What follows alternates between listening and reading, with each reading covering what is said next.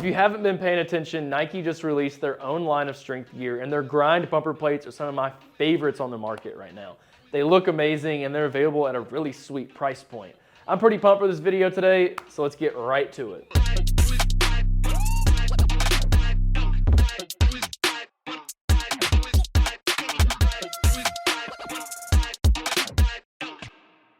What's up everybody, it's Jake back in the BarBend garage gym, and for today's video, I've got a pair of 45-pound Nike grind bumper plates that I'm gonna be breaking down for y'all. If you don't know how this process works, in this video today, I'm gonna tell you everything there is to know about these plates, from the price to some pros and cons, and then of course, who should or maybe should not make this purchase. But before I do that, I gotta let y'all know that we've reviewed a whole lot of other bumper plates on BarBend.com, and guess what? We have a best list. If you want to check that out, all you got to do is search BarBend best bumper plates. That article is going to pull right up for you, and you can find out for yourself which ones we like the best.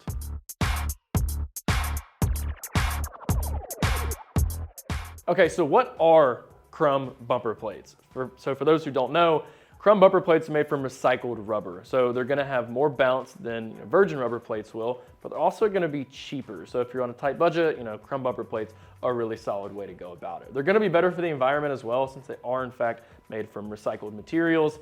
And then another thing here is that the thickness, they're thicker than virgin rubber plates are, and that could be good or bad depending on your experience level, how much weight you're trying to lift, and everything like that. So with these bumper plates, I really like the fact that they're made from Nike's leftover shoes. It's great for the environment, eco-friendly and everything like that. It does in fact lead to more bounce than what you'll find with some virgin rubber plates. I'll showcase that in a second so you can really understand what I'm talking about, but that could be good for some people. I also really like how the actual collar right here, it's co-molded, which basically means that this is just one piece. There's really not a lip at all in between the plate and the actual collar, which is something that I can definitely get behind, and you probably can as well. These are also competitively priced. So one pair of 45-pound bumpers is gonna cost you about 220 bucks, which is about the market standard. And on top of that, they're also really easy to get. You can go down to your local Dick's Sporting Goods and just snag some right there, which is a really cool thing. Now, with the cons, aside from the lack of full sets, I don't really think there's anything negative about these specific plates. Having the full sets would be really nice, but kind of is what it is.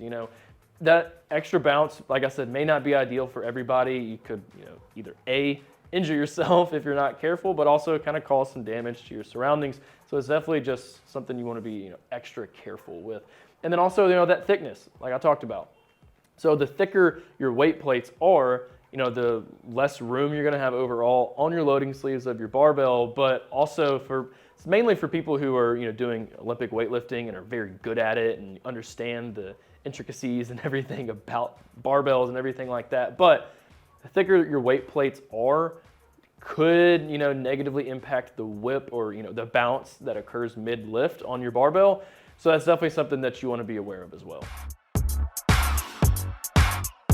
Okay, so once again, these grind bumper plates are not available in a full set, but the prices are honestly really competitive. Okay, so once again, a pair of these 45-pound plates from Nike are gonna cost you about 220 bucks. Now, that's pretty much the market average. With Rep Fitness, theirs are about 214, and Rogue, theirs are 160 up front, but then obviously with shipping and taxes and everything, it winds up balancing right back out. So at the end of the day, I mean, yeah, these are really competitive. You can't really go wrong with that price tag. All right, so I really enjoy the aesthetic of these plates. There's something about it just looks great, all the little specs. But something I think that is really cool is that, as the years go on, as Nike, continues to make these products, the actual color is going to change for the bumper plates. I think that's cool. It all depends on, the colorways of the year and what excess waste they have and everything like that. So that's pretty sweet. Now, I really do like the fact that this collar right here is basically co-molded. Like I said earlier, there's really no seam right there, and that's something that you definitely want for durability purposes. And speaking of that, there's also really no sign of a seam on the actual profile of the plates. Now, a little bit right here, but that's just kind of standard across all bumper plates, where you kind of have that little tapered down edge right there. But still nothing to make me think that the durability is going to be an issue with these plates. These are a little over 3 inches thick, about 3.15 inches. So they're definitely thicker than, you know, virgin rubber plates. Nikes are about 2.98. Not that far off, but, you know, over time, as you know, pack on some weight, that could make a difference in the whip. Don't forget that, all right? Now, another thing here is that these plates are listed as a plus minus 1% weight accuracy. That's pretty average across the market, but just to, you know, test it out and make sure y'all know these are not fake, these are real plates, we're gonna weigh it right here, all right? So let's go ahead and see if it'll stand on its own right there. It's not staying for me. Let's see if we can get this going.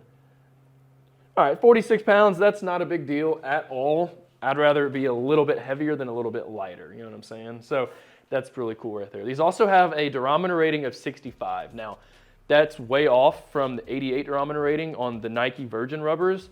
So what I want to do right now is just kind of pull this away and do a quick drop test with Rogue's bumper plates I have right here, which also share, you know, the 88 durometer rating. So just 1 second.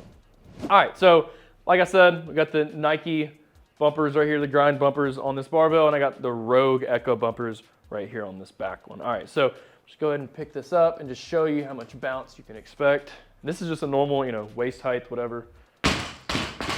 That's, you know, kind of a lot of bounce. You can only imagine how much it would be if I had it, you know, up here, right, racked. Let me make sure that doesn't roll away on us. Now let's show you these Rogue ones right here, which do share, you know, that same durometer rating as Nike's other bumper plates. I know that was really loud, but you see how that was just a dead bounce? That's where that durometer rating really comes into play. So if you want to avoid, you know, that super bounce right there and, you know, prevent any type of injury from the bar bouncing into you or hitting other equipment or anything like that, then yeah, you know, Crumb bumpers aren't going to be the best bet for you, in which case you'd want to go after, you know, something like this right here. I think these are great for anybody who wants some high quality bumper plates that are also really easily accessible. Remember, you can head down to your local Dick's Sporting Goods and probably be able to walk out with them right then and there. They're also competitively priced, 220 bucks for a pair. It's really not a bad deal. Plus, if you're somebody who's very eco-friendly, I think you're gonna love the fact that these are made from recycled rubber. Now, only reason, in my opinion, to not purchase these, it really just boils down to personal preference. You know, maybe you don't like the extra thickness, maybe you don't like that extra bounce. In that case, I would go find some, you know, thinner plates that also have, you know, more of a dead bounce.